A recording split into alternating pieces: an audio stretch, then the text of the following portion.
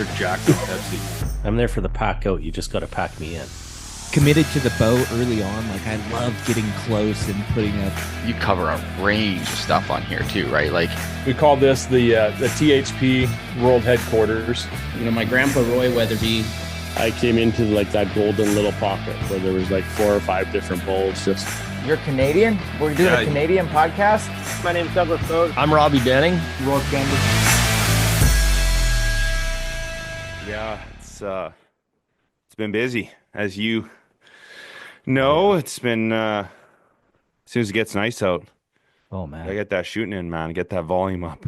That's for I sure. see the videos, but yeah, you've been busy enough. We haven't even really been chatting a whole lot on over text message and stuff. The odd videos here back and forth, but yeah, I definitely can tell when you're trying to squeeze in as much as you can with the rifles and with the archery and stuff. Yeah, Been a you busy too, man. life.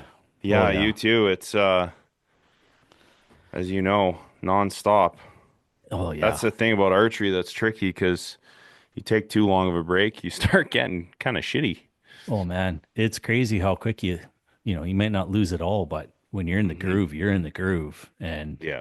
yeah, I hate missing even a single day myself, but especially when you're trying to build stuff or try new products or anything like that. Mm-hmm. I know we've all been trying try to get those super saber veins to stick on our arrows just to see if they're even usable because I know Yeah. we were all having problems getting to stick with glues and stuff. And yeah, so I didn't really want to say a whole lot until, I'd shot enough because I found out the secret sauce.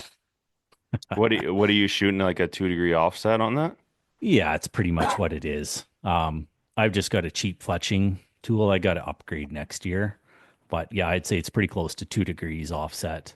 What it came down to is I ended up having to call up Jared Harrop from the bowstring company there because I knew he's associated with a couple of the shooters from Archery World. I shot with them at the Ironman. So, they were all using these Super Saber veins. And so he went and asked them how they're getting them to stick because we couldn't get them to stick. And it seems like the trick is AAE glue, and it has to be newer stuff. It can't be sitting around for 6-7 months or whatever. And their primer pen. So far, I don't know, I got 100, 200 shots with these things. Used broadheads with them tonight. And that was the other thing too. I wasn't vouching for them until I actually did some broadhead tuning and saw them with fixed blades and all that kind of stuff. Dude, they're ripping. They are ripping.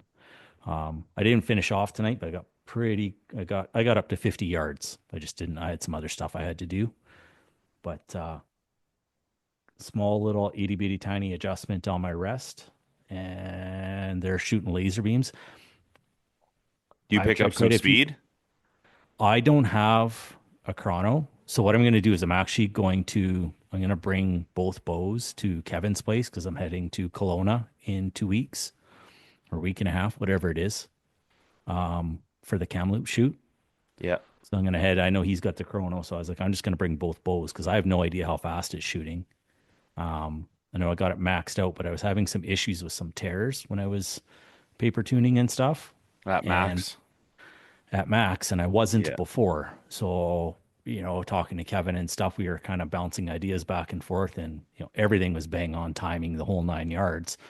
So we kind of figured that it's possible that gained a bit of speed and I was sitting on the edge of which spine I should be on. So it's potential that I was going to have too weak of a spine by speeding it up. But instead of chasing paper forever and getting frustrated, I just started shooting outside with them. I just said, fuck it. And man, they were grouping really good. So I don't really care what the paper was saying. As soon as I threw some veins on it, I mean, they're touching. They're touching at 50, 60, veins are still touching. So it's like, well, I can't argue those results. And then the big one was tonight because, field points are one thing, fixed blades are another. And man, they flew like darts. They were awesome. So I'm really happy with these veins and quiet. That was the one thing I noticed at the Ironman shooting side by side with some of these guys. I shot the AE Max Hunters. They were great. I was shooting bullets with them, but they're loud. There's Yeah. there's no arguing that they're a loud vein. But these things, I can't test the volume. I'm just using my ears, but I they're so much quieter than the other ones. Yeah, And you if I can can, tell like just at the range, like in Lethbridge, we got the 3D and then yeah, just the blank target. So I always shoot the blank targets, but I pay attention to people shooting and you can really tell yeah, because you're kind of like when you're picking up your arrows, you're not downrange, but you're kind of perpendicular to where they're shooting. So they're shooting across yeah, and it's noticeable, man. Like you can tell when someone has a big ass vein on the back that's really pliable. You can yeah. hear that flapping, and it's very very pronounced. It's like almost like a tarp flapping. Hey, That's a good way to describe it, yeah. actually. Yeah. And these things, I don't know if they're stiffer. I'm not sure what it is, or if it's just the material themselves, but like quieter, noticeably quieter. And I was shooting Yeah. actually in some wind. It was picking up at the end. So I was like, well, I'm happy where I'm at, like even at like 40 yards. I was like, it was just a quick test. I'm not done anyway. But the wind started picking up, and I was like, well, screw it. Let's see what it does at 50. I'm not going to make any more adjustments. I shot 50 yards, bullseye. And I was like, fixed blade in the wind. Can't complain about that. I'm not really going to know what it's going to do until, I start getting out to 70 yards with it, because Mm-hmm. I like shooting those fixed blades farther than what I'm actually going to shoot an animal at. And then I know there's no second guessing. Yeah. Pull back and shoot when you're in your effective range. Your equipment's 100%, so that's what I want to get these to. But just watching the flight of them, the sound, it's like seems like a next step up as far as I'm concerned in comparison to what I was using. I won't say for anybody else because I'm not knocking any other brands. I'm not sponsored by anybody, nothing like that. This is just personal use. Mm-hmm. But it doesn't matter. Just hit your damn target. But these things I'm thoroughly happy with them now. So it's what I'm going to be running at for our bear hunt that we're going to in a month.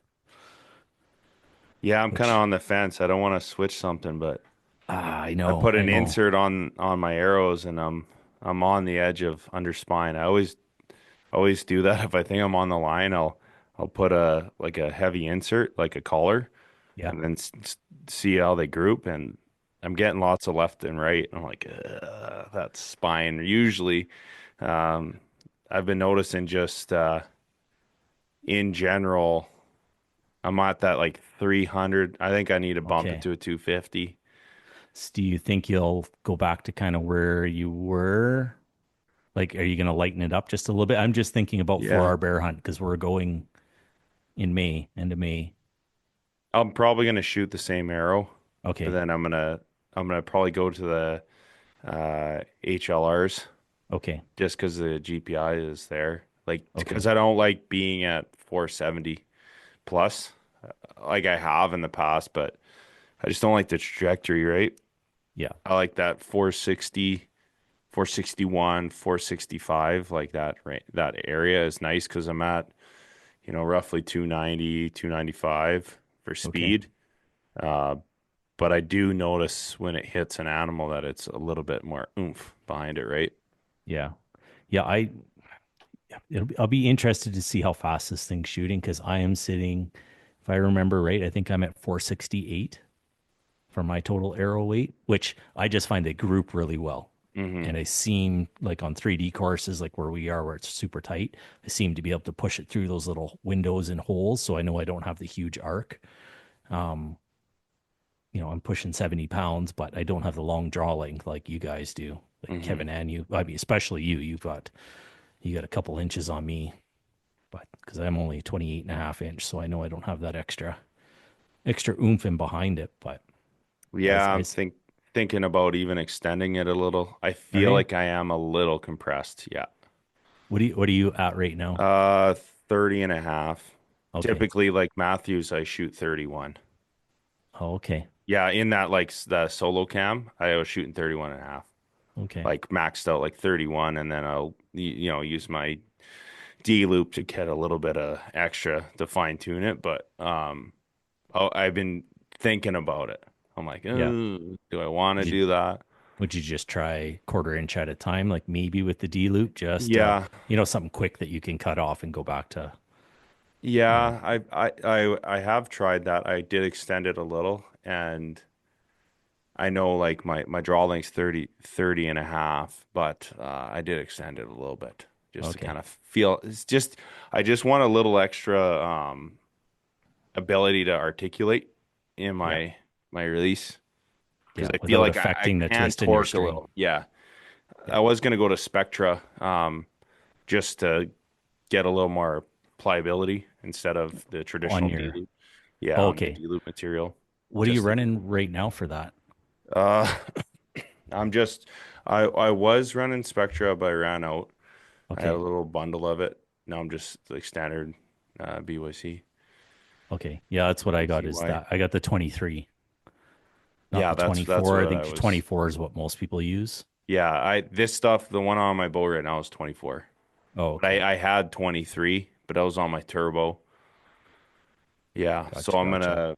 I'm gonna I got a new string to put on my bow, so I got to get that done ASAP. I'm kind of hesitant because it's shooting Just really because well, everything's, oh man, that's a tough really one. well. But I know if I put it off, the amount of volume I'm shooting, it can go to hell. Factory strings are just Oh man. not the Might as well best. just bite the bullet and get it over with. Yeah, yeah, That's that's what kind of I'm what doing. I was well, not panicking. I was concerned about changing too much because I had to put new strings on both bows, but I'm heading, like I said, I was heading to that Kamloops shoot with Kevin here right around the Hmm. corner. So it's like I had to get that thing banging. And then it's like, okay, well, I also have to get this hunting bow at least 3/4 set up so that because it's only like 3 weeks after or something like that. Like time is Yeah, not on our side when it comes to going for that trip. I'm not worried about September. There's lots of time for that. It was like, okay, I need this thing like spot on for our hunt here. And yeah, it was just like, but I finally, yeah, I'm happy now. After tonight, I'm good. I'm just gonna focus on the 3D bow now and try not to embarrass myself. I got to kick that Kevin's ass here, but he is shooting lights he's out yeah, this he's year. shooting So good. yeah, Yeah, it's and he's got that hot yeah, rod lift yeah, X baby. yeah. I shot my buddy Nick's, and that it's kind of love at first sight. To be honest, Oh I'm yeah, a through and through white shooter, but um, pretty sweet that bow. that was enough for me to contemplate changing. Because like I'm Really? pretty brand loyal, because Yeah, you just get used to it's like a Chevy or a Ford. You just kind of like them, yeah. but so it's got to be something significant. But yeah, it was 80 pound. He's got the same like if my bow fucks up, I can just call him up. Hey, I need to borrow your setup because either or we're like we got the same setup. Well, Everything is that's like good. same P pipe, draw length, Awesome. everything. But he's shooting an 80 pounder, and man, feel like you're like, oh, I'm gonna kill some shit with this thing, like Oh really? fast. What kind of speeds are coming out of that thing? I think he was getting like almost like 303. Oh wow. Yeah, with Now, like what does it feel like? That's a lot of weight. I've never pulled an 80-pound bow. What's it feel like in comparison to pulling the 70s? uh, it's a little less than my turbo. Really? Well, Yeah, that's good yeah. because that's a speed bow for you. Yeah, yeah, that thing is like freaking ridiculous. It like shoots that thing like that was probably like when I drew back the new stuff because I just had shot that bow for like 6 7 years. Yeah, Going from that to the new shit, it's like oh this is like a little kid's bow. Like a yeah, 70 80 pounder. I'm like oh this is like a little kid's bow. Like this is like I could like pull it and just like oh so this is like a major relief. Like I could practice with this yeah. thing. Um, that thing I had 531 grains, I think, FMJs, and I was going 285, like Wow, freaking lasers. So then like 461 access, I was shooting a little over 300 at 31 at that's a awesome. 31 inch draw length in that one. But so it's like comparable to that. I would say it's not as obnoxious. It's just you like you feel it. Like you draw Yeah. back. It has a pretty stiff draw cycle, but it's not. I don't know if you've shot the PSCs, No. the 34, the Mach 34 in performance mode. It's not like that. Oh, okay. That is like for me, at least in my draw length, was kind of obnoxious in the back end. It kind of knocks right in. It's like clunk. Felt like, and you shudder a little bit. This Yeah. isn't like that. This is like Okay. nice and steady. No real steep front end, not for me anyway. And I like reading online, lots of guys saying that it's kind of jumpy in the valley. I shooting a turbo all the time. I'm kind of like Don't even notice it. I don't notice it because I'm pulling so hard in the back end. Even with my RX-7, I still hold hard in the back end because Yeah. that turbo, you flinch or like slouch even, and it's like oh, it wants to go Oh, and it right wants away, to right? jump. Oh yeah. That's where you're getting that speed, right? There's zero creep. But That's biggest yeah, thing that though is the feel. The feel is it's really good, man. Like the grip is like square, and nice. I I like just that. love the way that they got it like textured where it's Okay. very pronounced. I think it's at the bottom it's more pronounced, like tactile. And So when then you put your hand in, you really feel like if you're heeling in hard, you okay. feel that and you're like, "Oh, I'm putting too much torque. I'm heeling in on the heel." Don't they have a kit for grips too Yep. now? If I remember right. Now, is that just the feel of it, or is that like an angle Both. changes? Oh, okay. Yeah, they got Okay. angle and textured. But that Nice. factory grip is like money. Yeah. That's sweet. Yeah, That's awesome. Yeah. I think that might be personally if I'm going to change over, that's what it'd be. Just with a little bit of tunability. I'm always hesitant to adopt new technology and new things just Yeah. because I like other people to figure it out first.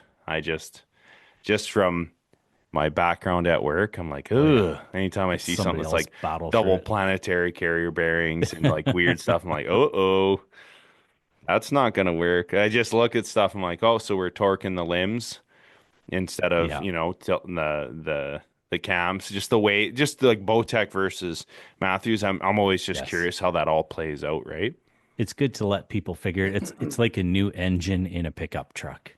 The first year, it's like maybe it's good, maybe Yeah. it's not. We're gonna find out when the Yeah, warranties start flying at after a year or whatever. But exactly. maybe it's awesome. But yeah, and I got to say, yeah, the difference in like I've got the two. I've got the Hoyt, my Ventum Pro, 33 there, and I love the feel. I love that bow. I always have, always will. Hmm. Um, this Bowtech took some getting used to, but man, the adjustability is so nice. And I just love Hmm. the feel of it. It's a 60-pound bow versus the 70-pound bow. And I've got it set up so that I'm holding more weight, which I've kind of learned I like a little more. Just that pin Yeah. float slows down. But just to micro adjust that thing, be like, I wonder if it can get better. And you Hmm. just do a little tiny tweak, and it's like, oh, I think it feels better where you are limited to what you can do on some um, other bows brands and stuff. I know you get a little more adjustability if you've got a bow press, but I'm going to speak for the average person who doesn't have one.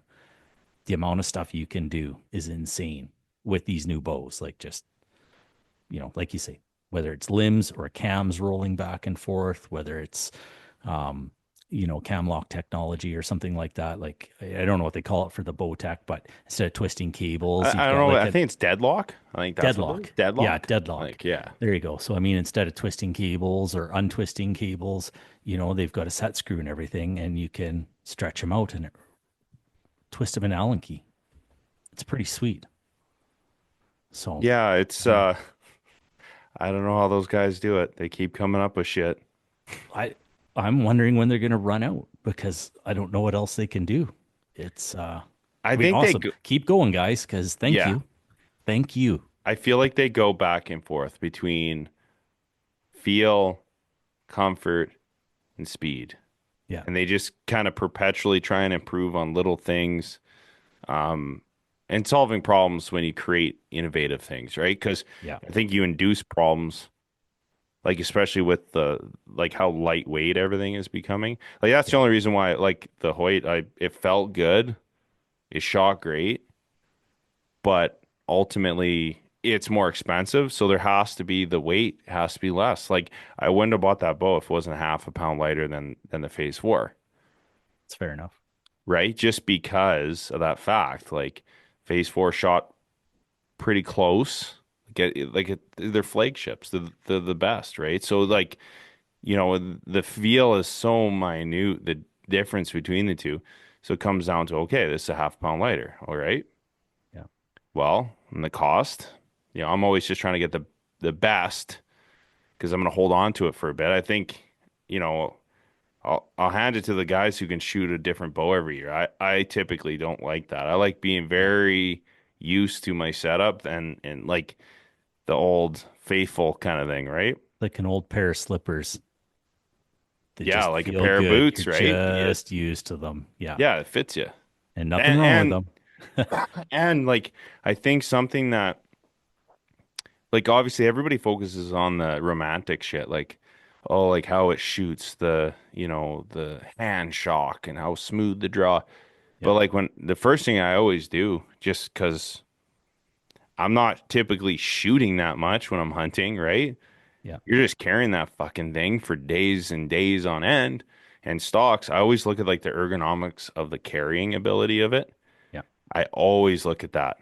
I always have a tough time with aluminum bows because if it has a sharp corner, just how I hold a bow, I think about that and it really bothers me. I have a tough time adopting new bows for that reason because even like my new um, carbon, I think it wasn't until the second year that I really started like carrying it Okay. because you get used to like I put my arm a certain way and like I don't use slings and I don't use like hangers or whatever, I was right? gonna ask if you use like Yeah. anything like the bow hitch or the bow spider or anything like No, that. no, I always carry them, and so Okay. that's a big deal to me, right? Because Yeah. if it's uncomfortable to be, because I look at it like I already have so much shit hanging off me when I'm calling elk, calls and stuff clanking and reeds and your harness and all this shit everywhere. It's so chaotic. I just want that bow just holding it to my side Yeah. and like able to like brace it on my forearm a little bit, but yeah, those Matthews, I look at them like it's so, because I've been shooting so many carbons for so long. I'm just like, how do I carry this thing? Like I know guys do it, but it's just different, right? Yeah. But the Lift X, that's the first one in a long time where I was like, okay, this is like a big difference. That's awesome. Yeah, so I'm excited to see what Kevin Well, he'll get some reps on that thing. He'll let us know. you get some reps, but his Yeah. scores aren't gonna be as high. Yeah. Fuck that. I'm not laying down for nothing. That's good. That's Yeah. good. You got to keep that competitiveness alive. Oh Start yeah. poking jobs. Oh Yeah, yeah. it's going to be It's been concentrated happening. because you haven't been talking as much on the podcast. No, Money. that's for sure. Not only that, actually, it should be even more entertaining because I think they're filming some of it too, just for some random stuff. Mhm. So yeah, it'll be quite entertaining. It's going to be a good time, irregardless. I'm looking forward to. I haven't been to the Kamloops shoot, so Oh it's yeah. supposed to be a good one. They get a whole bunch of new targets from Italy as well, SRT targets. So I've been talking to a couple of the people there that are in that group and uh, get face to face with a couple people who I haven't met who are part of that group. We might look at getting some of those targets potentially, depending on how they hold up Hmm. for our shoot for the bighorn. Oh yeah. Just because with all the U.S. tariffs and shit, the cost of targets and getting them up here, even just finding targets, has been nothing short of a nightmare. So we're hoping I'm going to talk to them. I'm not sure who their distributor is and everything, but the price wasn't bad. It was very comparable, and they got lots of targets. So it's more of a we'll see how it holds up because usually they got about I think 250 to 300 shooters there. Hmm. So yeah, I definitely want to get in some talks and just see what how they do. So hopefully we'll have some more new stuff then for our shoot. I just picked up another target. What did you get? Oh, they're custom. Oh, I see. Local spray Oh, foamed, baby. oh, I Big see. ones. Big. Like box of a truck big. I got two of them. No shit, hey? Oh yeah. Yeah. Yeah, Like in the shape of animals or just backstop big kind of cubes. Big big cubes? Very giant nice. cubes. Yeah, they're shot to shit. I'm gonna redo the centers on them. Okay. But then now that I have two of them, so then I'll be able to set them up. I don't know if I'm gonna put them at the Okay. shop or something. I gotta figure that out. My wife's like, "Why is there another one here?" Like, we're So about storing that. them. One's in the back of my truck. It's been in there for a week. I'm like, I gotta wait till some stuff calms down at work before I can start figuring out where the hell I'm gonna put them. But just That's so I can awesome. shoot every day, right? That's Yeah. that's that's the grind. It's just getting those reps in. Yeah. Like obviously we like shooting in adverse conditions, but when you put a new string on and you need to really test with Oh yeah.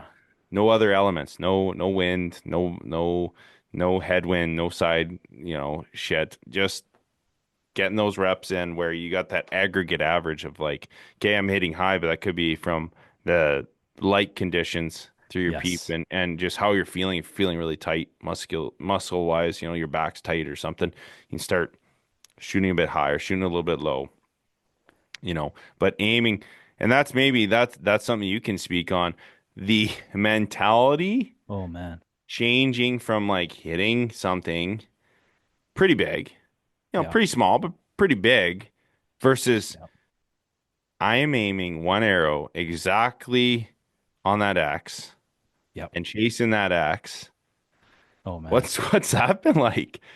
Oh The dude. big mental shift, I'm guessing. It Has to is be. yeah, it's gone from, I know it's not easy because I've done a few shoots with it now. But once you realize, okay, the bow is set up, there's no more excuses. Everything's tuned. I've got lots of reps in. There's none of this, oh, I haven't been shooting for 2 months or a Yeah. month or anything, or new string, haven't figured it out. No, no. Everything's good to go. So, what my, yeah, I think the most frustrating part is you shoot a bunch of good ones, dead center, or, even if you do miss that X, honestly, it's the tiniest, not even a quarter inch out. And you're like, okay, that was just a little bit of this or a little bit of that on your release. And so my biggest focus lately has been focusing on talking myself through my release because my whole process is the same every time. The way I nock an arrow, the way if I were to shift or adjust my sights and stuff like that, or sorry, like my rolling pin, I would do that at a 3D shoot, the exact same timing and exact same steps. Yeah, process. But when you're shooting paper, you don't have to, right? You got your 20-yard pin per se, it's set there. So what I've been doing is literally talking myself just through. I'm a command shooter. I do pull through my release, but I know for a fact that I do squeeze it at the very end. Now the trick is to get that exactly at the exact same spot every single time for that nice clean release. And I was doing really good in my scores. I'm not using lenses or anything. It's all hunter category for everything else, just like I'm going out hunting. So same short stabilizers, all that kind of stuff for all the competitions. Um, and I was averaging, I think it was about 294 to 296 almost most days, any given day. That's kind of up and down a little bit. And I switched my mentality. It was actually last night. I was out in the backyard and was doing really good. And then just that oddball shot. And you're just like, where the hell did that 9 come from? And not by much, but just like, why? Everything was banging. So last night I decided I shot I think it was a 295 and fair amount of X's, but not as many as I wanted. And then I was like, you know what? I'm just going to focus on my X count because in the regional shoots that we do here, we don't do the Vegas Big Ten. It's the same. It looks like the same target, but the X is the 10. There is no X's counted. It's 10 and the rest of the yellow is 9. So the 10 ring that people count, that's all 9. It's literally that dime is Mm-hmm. a 10. So I was like, all right, well, I'm just going to practice for that. I'm not going to worry about the 300 anymore, Yeah. because if I just focus on, let's see how many X's I can get to practice for the other shoots that I do, the scores will follow, because, it's emphasizing on that aim small, miss small. And I'm not, instead of aiming at, this, for the viewers who can't see, that's representing the 10 ring. Now it's Mm-hmm. like I'm aiming even smaller, and it seemed to work last night. And the other thing that I really practiced on and seemed to really come through last night was letting down. You got that certain shot timing process. Yeah. And if that pin's not settled, like the last shot that was a perfect shot, letting down. Because there's lots of times I would hold it for that extra second. And then it would be like, and then I'd shoot and then be like, just out a little bit. I should have let down. Why didn't I let down? So last night I shot my highest X count. I shot a Mm-hmm. 297 with 19 X's. And beforehand, I think 14 was my highest. And I'd average around 10, 11, somewhere in there. Mm-hmm. So really aiming small. I bet you I let down, I don't think I'd lie if I said 10 times. I was shooting in a bit of wind, but it was just that timing. And it's like, no, let's just practice on letting down. And then we'll try again. And then it'd be a great shot. And then instead of it being, why didn't you let down? It was like, oh, yeah, that really worked. That was, I probably, I might have missed because my bow was kind of dancing a little bit. And, I was trying to force it, basically, is what it was coming down to. So I think that's been the biggest mental challenge, is focusing on that shot process, talking yourself through it, and just letting down. Don't force the damn shot, Mm-hmm. because most of the time when you're in those competitions anyway, you got lots of time to get 3 arrows off. I think you have like 2 minutes and 10 seconds or something. So it's Yeah, and lots of it time. probably relieves a lot of stress, right? Because then you're Does. not forced to make the shot. You can let down. You can try Yes. again, right? Because I know I've had that before. There's a lot of similarities between shooting, like say for instance, if I'm trying to like prove the accuracy of a rifle, I'm trying to shoot very small, very precise groups, and you're exactly 100% correct. The finer the aiming point, inherently you're more accurate. That's Yes. just the way it is. That's why you want crosshairs. You want a thing that's very finely intersecting with itself instead of just like a big old dot. Yeah. Because the dot is, it's not as precise, right? Like to within reason, like your pins can't be covering it, right? But Yeah. you know what I'm saying, right? And that's the thing, right? Is you start shooting good, that anxiety starts Yeah. building. It really does. It's like Oh, there's no fuck one yeah. here. It's good practice for competition, but when you're really trying to like, oh shit, I got really something good going on here. You're like, oh Yeah. my God. You get in your head and you draw back. It's like that buck fever kind of thing. You start to your Yeah. heart rate and you start holding your breath when you shouldn't. You should just need respiratory pause. And then you start thinking about it. You're like, why am I doing something different? Yeah. Let down. Yeah. And it Let doesn't down. even Let it matter go, what it eh? is. Yeah.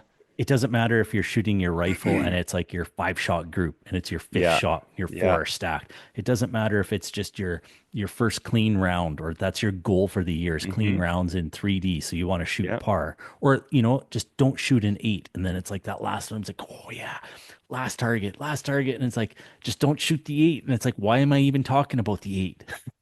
Yeah. And yeah. And then There you put undue stress on yourself. yeah, it's funny that you say don't.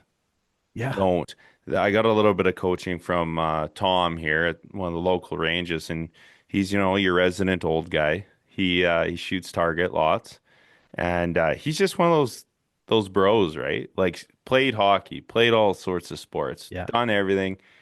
He has coached a lot of like youth and like target, and that was an interesting takeaway from just shooting with him. I always run into him early, hey, like at the Yeah. range. And that was the one thing, is reinforce the things you want to do. Yes. Don't say, don't drop my bow arm. Don't drop my bow arm. Just Yeah. hold steady on target.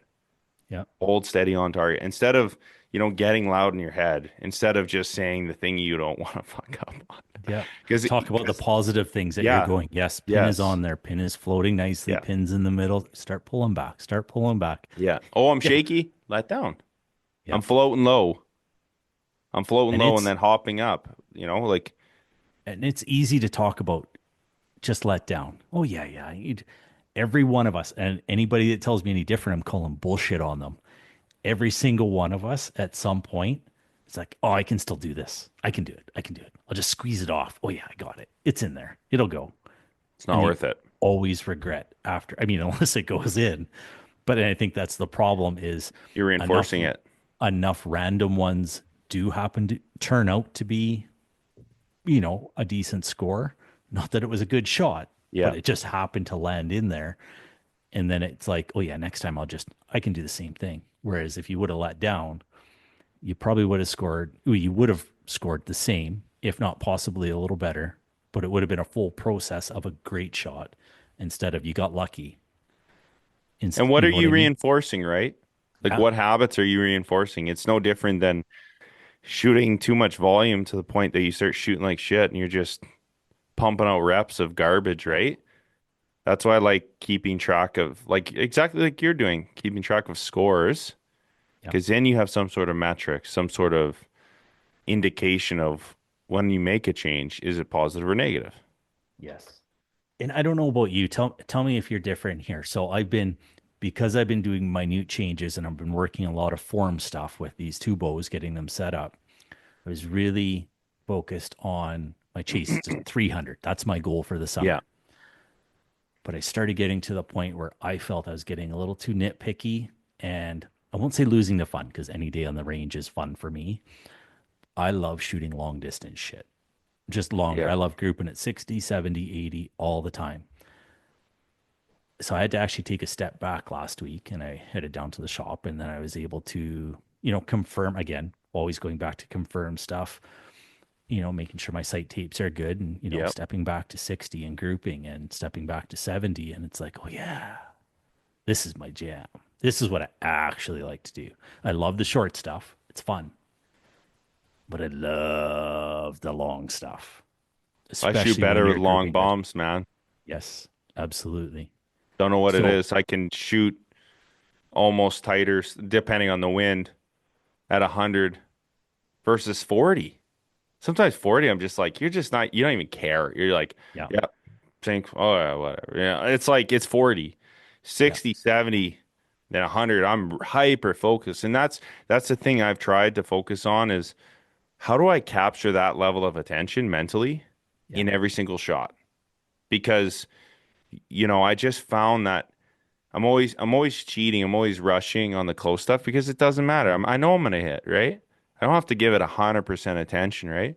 And that's maybe the thing is like when you're shooting the long distance, it feels good. How do you reinforce that in every single shot process? yeah. It's a good question because there is something I know I'm gonna be talking to you about it throughout the summer because provincials and nationals this year, in our category, it's 40 yards and under. It's all Yeah, technical shit. yeah, It's not the fun 60, 70 yard stuff. It's the stuff where you start taking shots for granted. You look at it and be like, I'll pinwheel that. mm-hmm, And then you're out half an inch and you're like, well, shit, I just dropped a point. That yep, was unnecessary. That's a doable shot. There's no reason for me to miss that. I'm not saying they're all easy. I'm just, yeah, you know what I'm getting at. yeah, You take those shots for granted instead of like you're saying 70, 80, 90, everything. You're focused on it. If you're not happy with it, you let down. And that's going to be, I think, the biggest challenge is somehow, I don't know if anybody's got any suggestions. How do you bring like what Derek said, that hyper focus from the long distance fun stuff or whatever you find fun to whatever you don't find as enjoyable? For us, it's the shorter shots. I'm curious how people's, that you can do that mentally. What is your process to doing that? Because I need to figure it out. I'll take any help I can get. yeah. And I think just like pin gap, like shooting, I think for me is something that I've been putting a little more attention to, like the Okay. ultra close, like not like, hey, what's my Like what are my individual, like what's my danger space? We call it in rifle danger space. Like what's my up and down where I can hit in a certain degree of precision, of accuracy, um, at different distances with each pin. How much leeway do I have to still hit within an inch or two Yes. inches at different distances if I'm not exactly correct in my yardage? That's one thing I've really paid closer attention to is, okay, so I range. Okay, like how certain do I have to be of that exact range to really hone in and hit that dot exactly? Like how much attention do I have to put to that ranging? Because Yeah. I found that, some of my setups have been so finicky that if I don't range and then range again, confirm, especially if it's really bright with lasers and targets and reflective Okay. kind of like weird shine paint, like some of the targets I shoot are painted. Like I get that like half, 2 yards, like a Okay. yard, or it's like fluctuating depending on the conditions, so the lighting conditions. That's, 50, 60 yards. Like when you're trying to hit a dot that big, that's a miss.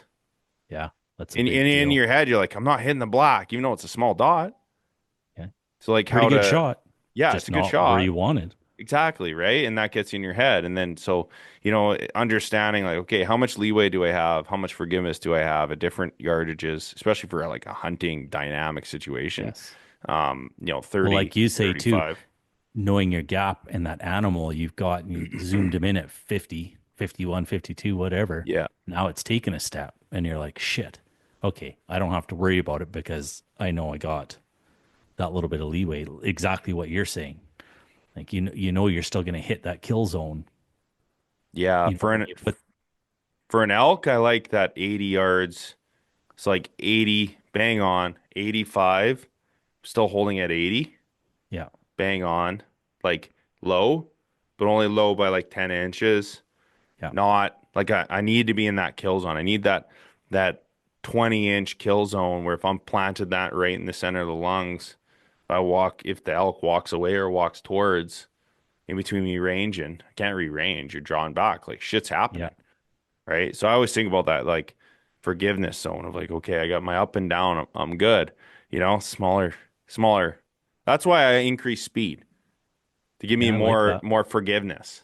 So if it's smaller target, I increase my speed because then that gives me less sensitivity at yardage variation, Yeah, right? that makes Because sense. yeah, because ultimately, like if you're shooting mule deer, I would favor speed over hitting power just for that reason alone. Because then they trot, it's go time, right? Like you're launching an arrow, you Yeah, don't have to do as much mental calculation, like how much, how high, how low, like.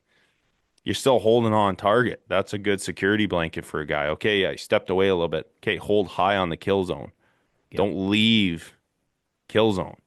If you have a highly sensitive setup, you're gonna have to start really gapping that stuff, and that's not gonna be good. How many pins are you running? I can't remember on your Five, bow. five on a Five? slider. Yeah, I'm Yeah. still So, running black golds. I like how light they are. I've yeah. always ran the fives. Well, and that helps too if you're pin gapping and you know that, especially when you have your gap figured out, if you can have a pin at the top and a pin at the bottom, This you're in is that the money exact zone. sight I'm running. Oh yeah. That was actually one of the ones I was looking at getting before I got my spot hog. It was between the two. Just because they're lighter. Old Faithful. Yeah. I haven't had any durability issues too. Like I know some guys have said there's some stripping problems with them. Never had Just that with the issue. gears and stuff. Yep. Oh, okay. Which I've never had that problem, but Hmm. apparently it's an issue. But I'm pretty sure they're fixing that though. Well, that's good then. Yeah. Yeah, I mean, But we've talked about it a million times that there's no perfect bow sight. You might like one thing out of one and another thing out of another, and you wish somebody would put them all together, yeah. but it's never a thing. You just take the best How of what you can get for you. what's your sight set up on your target bow? On your bow tech? That one there, I have a CBE Trek Pro 2, 2V. I forget what it is. Yeah. Um, super light duty. I like it. It's got the thousandths pins, which man, can I see rings and dots now at distance. The 19 thousandths pins on the spot hog, they're great. They're bright. I'll never have to worry about them hunting. It's perfect for hunting. But man, did it ever cover up dots and stuff? Yeah, like I could still starbursted group a bit. well. Yeah. And even the size, like when you're looking at 19 thousandths pin at a 2-inch strip of tape, let's say, on a target 60 yards away, well, it kind of covers it up. Like you're going, oh, there's a bit of tape, and then you go until you can't see an edge of tape, let's say, on each side, or an edge of dot, and be like, okay, I'm relatively centered ish. And it always grouped well, but now I can see quite a bit more of what I'm trying to hit from a lot farther out. So I like it for that. It seems light duty though. I don't know that I would take it hunting unless I was forced to. I'm more worried about the thick shit that I'm going through. And so again, not knocking them because I love the site, but the thick shit that I'm in, I'm pretty sure I'd rip something off. I'm almost positive of it. Yeah, that buckbrush shit, like when you're climbing up cliffs, and I know exactly what you're talking about. Yeah. Yeah. I just don't know that it could handle it, or that even the pins that are on there, it's light metal, probably aluminum or something. And I'm like, man, I could see one of those getting, just an alder branch getting under there and bending it right out. And you're like, no fault of anybody. And it's just like, well, shit, that's not good. So great for 3D, great for target, that kind of stuff. But yeah. And then the other thing, I've actually found one thing that I hated about it the other night. I fixed it. But for your whole housing, they have 4 set screws that are on your rail. And they're itty bitty tiny set screws, 2 on the front, 2 on the back. I've had them back out twice on me now. Oh, that's unacceptable. And I was pissed because I was shooting in the backyard, and it's 20 yards. I'm like, why am I hitting high? Like consistently high. And it's like, makes no sense because it feels good. Like the shot breaks, everything. We're feeling great. And I grabbed it and I moved it, and I was like, son of a bitch. So I went and I threw some Loctite in on all 4. What, medium blue? Yeah. Yeah. Just so I can get it out in time. If I ever have to put that sight on another bow, I'm going to have to adjust that. Yeah. And match up. So yeah, I put that on there, and it's something I got to keep an eye on. But again, can you imagine if that came loose on you on the way to a hunt somewhere? If that was your hunting site? Unacceptable. Oh fuck. Yeah. Unacceptable. And the price we pay for these sites, come on, guys. It's bullshit. I don't care what company it is. Come on. Give us some stainless steel screws. Give us some freaking pins that aren't going to rip off. Give us set screws that are going to stay in place. Yeah, give us some 10.9 steel screws. Yeah. We are paying good money for this shit. So let's have it last. Because then I'm going to recommend it to everybody for everything, every aspect, not just, but I wouldn't. It is what it is. I do like the site. Don't get me wrong. I'm loving it. Just wouldn't take it hunting. That's all. So then are you validating your trajectory out? Like, are you using like a custom site tape, or are you doing like your own validation tape? I've got theirs right now. They've got the metal site tapes. So right now, and I had thought that, if I end up in between, I would probably do something like precision cut or something like that and make my own. As of right, I haven't had enough time out to like consistently shoot 70 and 80 yards. As of right now, I'm bang on. I'm very happy with it. So the speed of my bow right now and the arrow weight seems to match the one that I'm on.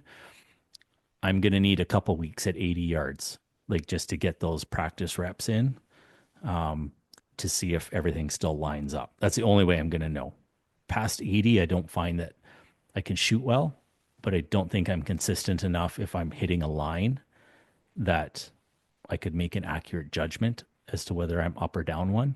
But at 80 yards, when I've been shooting it enough, I can generally hit that 1-inch strip or 3/4-inch strip of tape at 80 yards consistently enough to be like, I'm constantly high or I'm constantly low.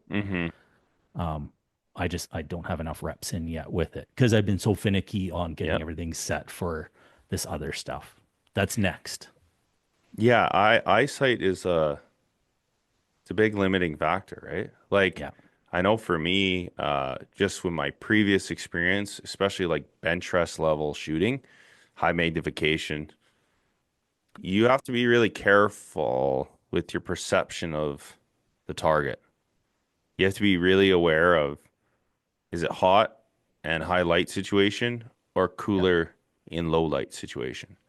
Really would test your ability to decide for your aiming, how you're aiming. Because I've noticed with like rifles in low light when it's colder, usually in like the morning, and we're talking like precision to like 0.01 of an inch precision change in your aiming. Yeah. Or these are heavy guns, like, 20 something pounds. Like there's very little human element, right? It's reloading, aiming, being steady. And when you're shooting, you notice that. And it's something to take note of. And I've always thought about that when I'm shooting archery is how is my brain perceiving the target?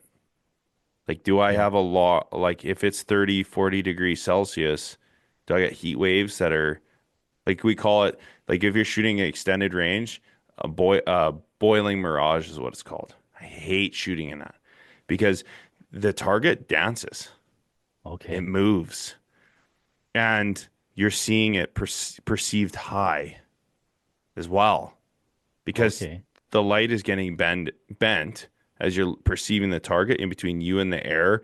Those heat waves bend the perception, the actual light of the target coming to your eye. It'll bend that because it's waving. So then it Okay. seems like it's steady, but it's flickering.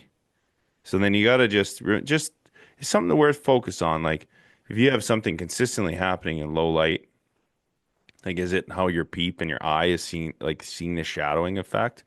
Yeah. I've taken some of those practices and implement them in the archery, and I've noticed some things. It's because it's mental, right? That's the thing that's so unique about archery is it's not 100% mental, but once you square away all your tuning, your arrows, and you just get to the actual art of shooting and all these mental perceptions and processes of aiming, that's something I've always cued in on. That and my rangefinder, how Yeah. it's performing if I am trying to say I have a known distance. Once you get out there a ways, like I test my rangefinder in low light and highly reflective conditions, like high Okay. sun, like high noon, like ranging on where it's shadowing, seeing if I have problems with my rangefinder where it's giving me Yeah. discrepancies because the laser dispersion rate is like what it's seeing and how reflectivity affects the rangefinder, and then how my eye is interpreting my aiming on target. That Gotcha. like when it's really bright, I know at my range, it is like that last video I sent you, like Yeah. it's fucking hard to see. It's Okay. So hard to see. here's a question for you then, back to your archery equipment, but under the exact same conditions. Do you find the color of your peep? Have you tried switching colors to see if that helps with your perception? Because I noticed when I started doing the indoors, I started asking questions because I was having problems with a little bit of reflection off the black. Yep. And there's a lot of people that seem to use the red. Mm-hmm. So I put a red insert in mine because I can adjust the apertures on mine. I gotta say, I I personally stopped noticing the reflection. Maybe there were some other factors in there, Mm-hmm. but that's why I'm asking you, like, do you find like have you tried any color changing in your peeps and stuff when it's super Yes, bright out? I What I do you think? have. I have, but I get it. I get hesitant Okay. because I like black. Yeah. Is black in high like I think it depends. It depends on I think the design of the peep more than anything because if you have black and it's a longer peep like a tubular peep like say like a Hamsky Raptor or something, Yeah. it does have laminations. But if you had that design and it doesn't have laminations, whatever peep you're using, if it's longer, you're really going to see that shine. Yeah. That shine is going to be very evident, and maybe where a matted color, it would your brain would just block it out. I don't like green. Okay. That's one thing I don't like because indoor I can't see the peep. Okay. And That's I one do thing I notice. now what about like if you're talking okay, you're talking a green peep there. How about a green pin? Do you Green have pin's issues fine. with green pins? Fine. Okay. Yeah, green pin's fine. Green ring is fine. It's just the shadowing. Okay. It really it really blurs the shadowing effect of the peep when I'm aiming to the point that I do not like it. And it's usually Okay. specifically indoor. So like Okay. like some others like you get fancy, you got like that green anodized. No Yeah. way, Jose. I like just Interesting. black for because outdoors is primarily what I'm shooting. And I've noticed I don't have any issues when it's outdoors. I Okay. prefer it. But Yeah, I prefer black outdoors as well. That's what I yeah. run. Yeah. When I'm inside, I shrink up my I put a smaller aperture in, but Yeah. when I'm inside, I have found between I think it's green, red, and maybe it's black. I can't remember what's on the first. Yeah, green, red, and black. And I find the red for the indoors, black for outside, which I just Yeah. take out the insert. So it's a 1/4 inch because I run a 1/4 inch because, well, I don't know about you, but like my spot hog housing, it's big. Mm-hmm. So I just run the 1/4 inch housing and then I got lots of light coming in. But the Mm-hmm. red does seem to help for me anyway, for whatever reason, inside. So interesting. I like to hear other people. I always wonder if just people's eyes, the way you pick up different colors, if that makes a difference too, as to what would reflect more for them or if it's just in general. I don't know. Yeah, I think it's just how like personally, I think well to a degree, like if you have blurry vision, that's a different thing. But I Yeah. think it's how your brain processes the sight picture, just the actual target presentation, like how it's presented. I think that really depends. Because like I said, like when it's like high noon and really like white on black, I have a Yeah. tough time shooting that. That is because it's kind of reflective, but also like almost blurring out my sight picture to the point that I'm getting starbursting on my fiber optics a little bit. Um, What if the colors were switched? Just out of curiosity. So it'd be white on better, I'm black. What guessing. about black on white? Or would the white just be too reflective for you? I think it's the white. I think the white is just too bright, Okay.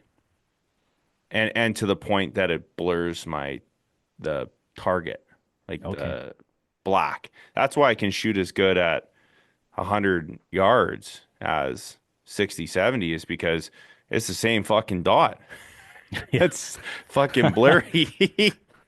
That's us guys with glasses. I hate shooting glasses, but it gets into that eye fatigue too, right? Like Yeah. the importance of letting down. Because if you have a blurry ass, blown up, like eye fatigued sight picture, you got to let down. Do you ever see two pins? Oh, yeah. Well, with Because glasses, I do. that With happens glasses, I do. to me. Without glasses, I don't. Okay, I find when I get eye fatigue, like especially like let's say the Vegas rounds, like Yeah. let's say round 6, 7, for whatever reason, long day, pull back and it's like shit.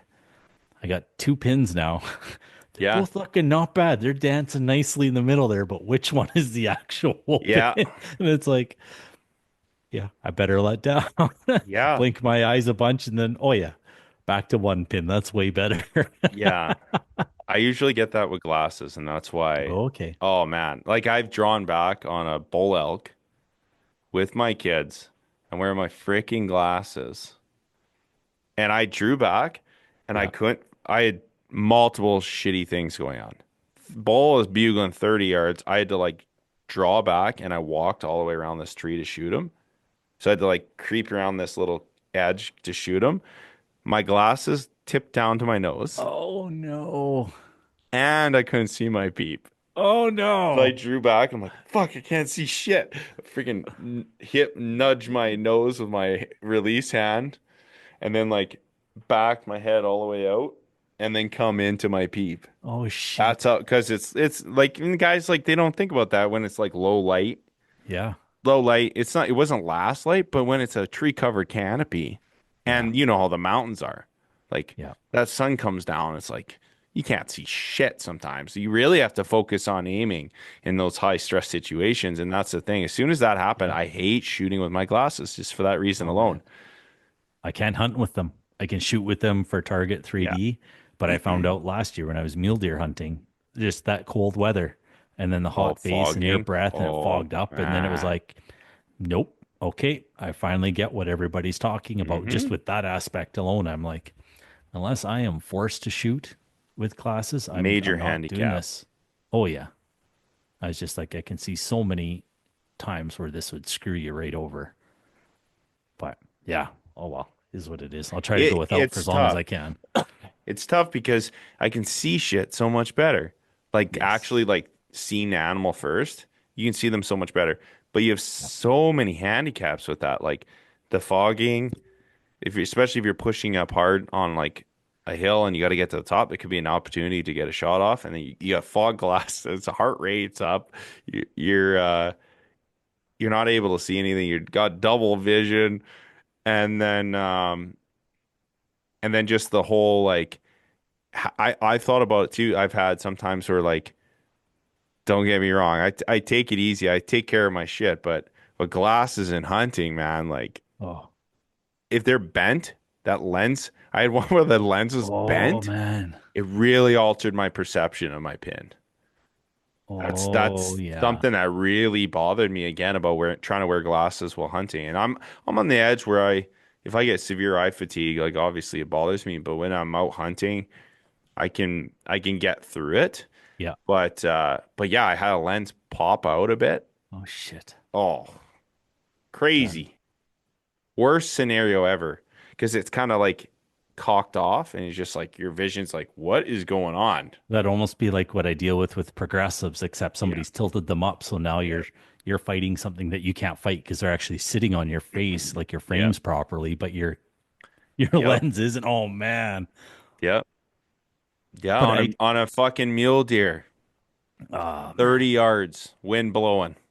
And I cranked my glasses and on the stalk, I didn't really notice it too much. Like it's windy as shit. Yeah. I'm like looking at the ground as I'm stalking in, trying to not make noise, so it's nothing major. But then I got to aiming and I'm like, holy fuck, I can't see anything properly.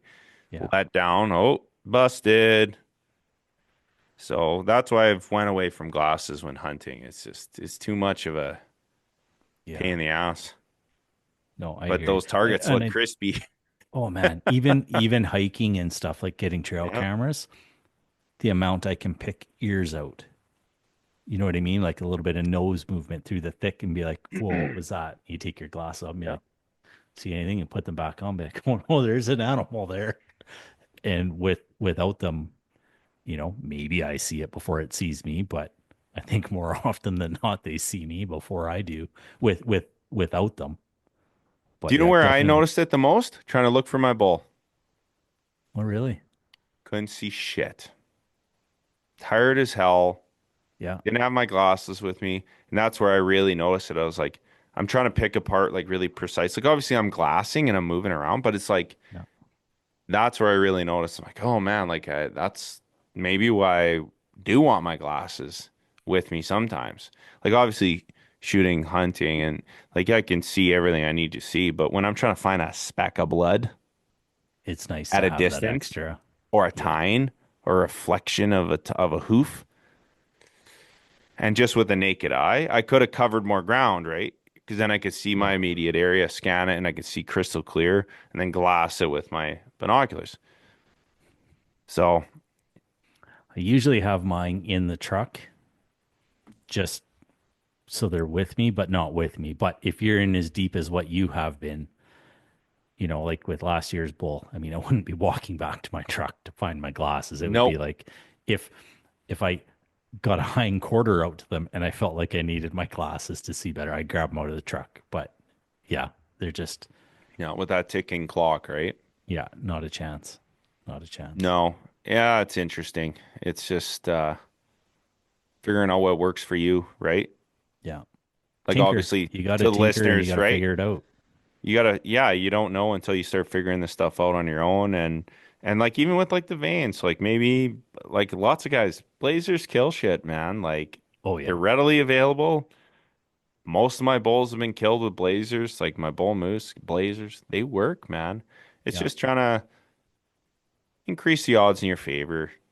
That's it right. gives a personal touch, right? And when you get into something like archery, which is so personal, you're building your arrows, you're taking pride in everything you do. It's no different than reloading. Yeah. It's you're taking that little bit of extra care and putting it into your system, so you know exactly what's going on. Yeah. And just, yeah, I think the biggest thing is make sure you can get, doesn't matter what you want, make sure you can get your parts, your pieces, your accessories that you need. If your fletching strip off, if whatever, it could come down to glues. Yeah. If you can't get these glues readily, maybe steer away from something else. Depends on where you live. You live in a city and you got a few spots you can go. Well, you might not have an issue, but maybe if you're in more rural areas, or kind of like I am, I'm 3 hours away from the closest place.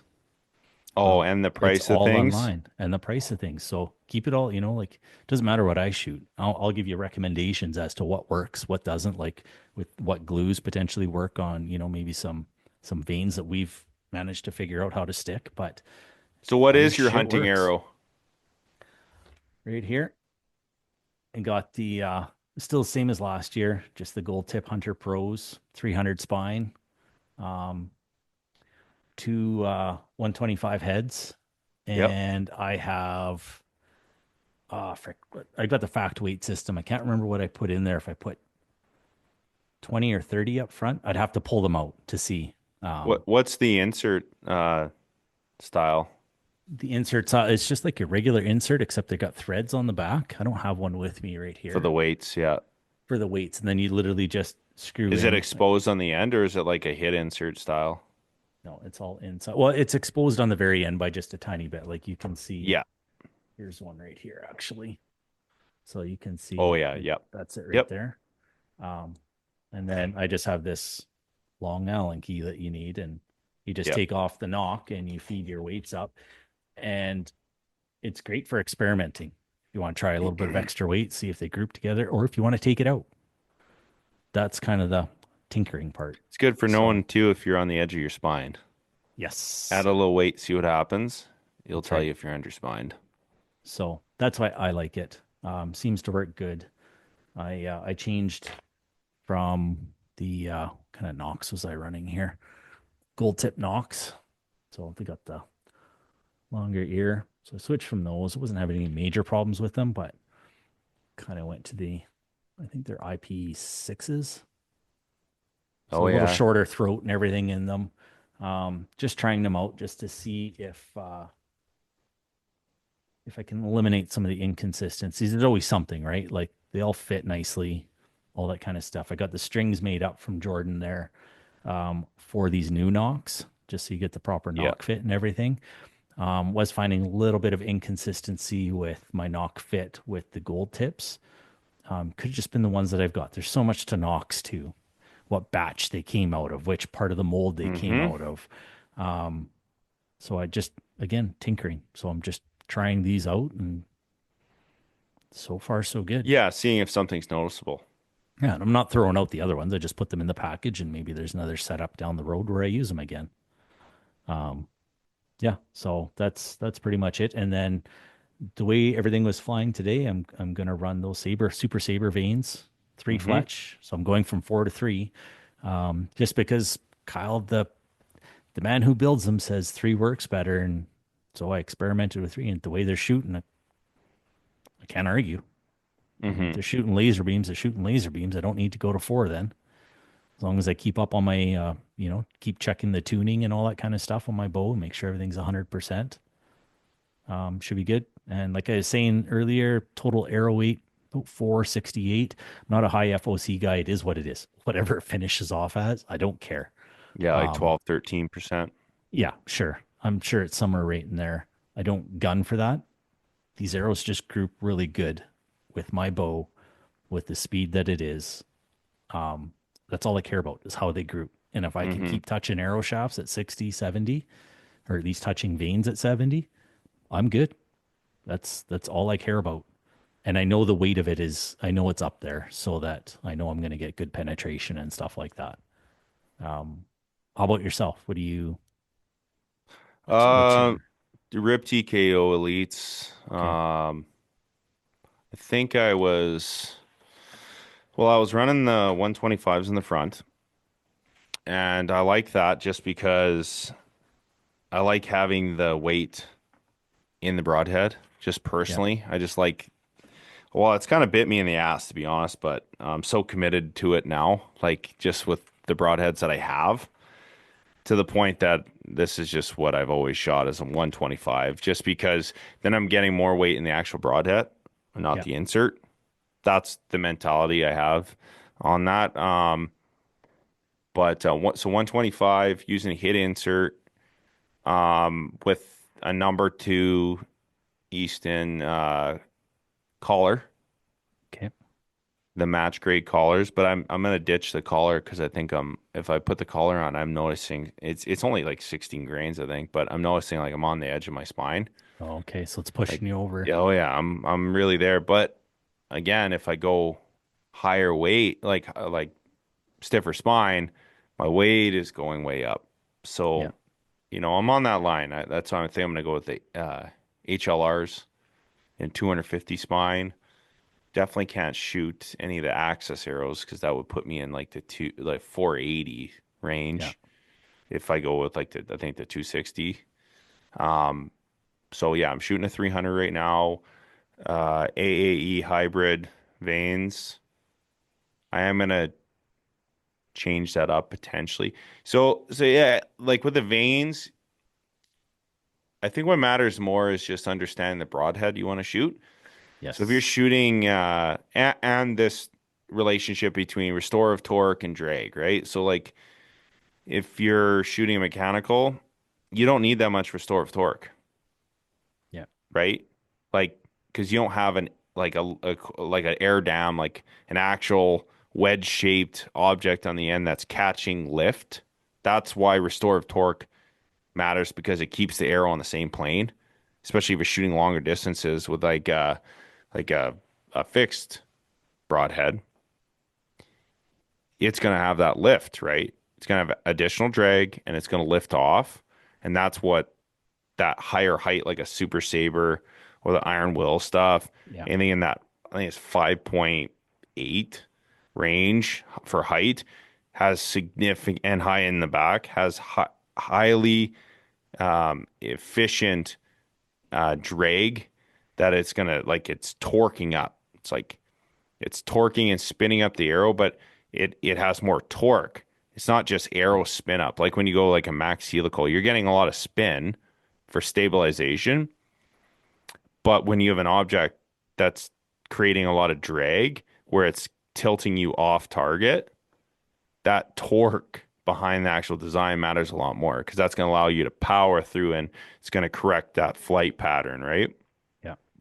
So, if you're shooting fixed broadhead, like a big single bevel, said this on the last podcast too, like you really need to focus on this stuff. Yeah. If you're wanting to shoot that big shit past 50 yards, high in the back, like a Super Saber or like the Hunter Max, like you were shooting, it's louder, but like the Super Sabers aren't, right? Because it has that gradual pitch on the front. It reduces drag, but it also reduces sound, right? Because you have that gradual transition, so you don't have so much turbulence when it's spinning up through the torque of the arrow. I'm curious if anybody's shooting them, and reach out to Pete or I. The difference right there between them. Yep. There's your two that we're talking about. Yep. High in the back. Yeah. Very, very good with restorative torque. Yeah. And narrow going up to it. Yep. Versus for sound. Up. Yeah. I think the Hunters are louder just because of the material too, because they tend to flap a little bit more, and with that, those edges raising on the sides, like the hybrid material, probably creates a little bit more flopping and turbulent. That's why they're probably louder versus the Super Sabers. Are kind of beefy vanes. They look like they're kind of thick, eh? Yeah. So that's one thing I was wondering, like, so like those Arizona Easy Fletchers, I feel like they might do well with these with the Super Sabers, because I have a hell of a time getting the air razors to stick, and they're the harder material on the They're like the AAE design, like the Yeah. parabolic cut. I'm pretty sure they have a field cut too, but it's harder material, like it's like a stiffer vein, and it's kind of tricky to get them to stick. And even my OMP jig, versus if I put them in that max helical easy Fletcher, like the contact's so forceful, it's perfect almost every time. Well, that's good. So I'm wondering, I might order some Super Sabers and just see if I can get like a 2-degree helical jig to the right and set it up and see how much contact I get. Because I think, that jig, it forces the vein to have 100% contact while wrapping around the shaft, right? Yeah. Instead of it kind of like the nose, like the front of the vein kind of hanging out a little bit because it's not getting the best contact. That was the one thing I did is I made sure that I was holding mine down and just focusing on the front and back. Not that I'm doing anything extreme. I'm guessing a 2-degree offset, but to make sure that there was full contact on the front and back, just like what you're saying. Yeah. And I think I was holding down just to be on the safe side, normally like 10 seconds for the average vein. I went, I'm sure 20 or 30 just because I don't know that you need that, but yeah, I think it gets tricky when you're doing like 3-degree with a helical clamp. That's where you're really pushing the limits, right? Because you're getting that 2 to 3 degrees, and you're trying to get a helical in there. And the diameter of your arrow. Yeah, that matters too, for sure. Make a huge difference. So, well, that's good. That's interesting, good. man. I'm looking forward to our trip together. Oh yeah, I'm stoked for it. Yeah, super stoked. Yeah, you're driving up, right? Yeah. Okay. Yeah, I'm gonna head in Saturday morning, real early, probably leave 4 a.m. if I can. Maybe maybe a little later, but we'll see. And Kevin's flying into Calgary, and I'm gonna be on the same flight from Calgary to Regina there with him. Mm-hmm. Oh, geez. Yeah. And I'm sitting in the same row, so take it easy on the drinks. Well, I don't even drink anymore. Neither does he. Party. They're probably going to be wondering how the hell are these guys drunk? Big? No, we're sober as hell. We're just trash talking. That's all. We're just acting like fools. Going to bear camp. I'm looking forward to it. It's gonna be a good time. Especially, it's not as much to me. It's not as much pressure. Like elk is like, maximum pressure. This is gonna be like a fucking vacation. Well, there's a bear. Oh yeah, there's a bear. You know, I've never done a tree stand hunt like that, or a tree stand hunted. I've never been over bait before, so I've never even been in a blind, Pete. I've never been in a blind. I've never been in a tree stand in my life. Ever. Really?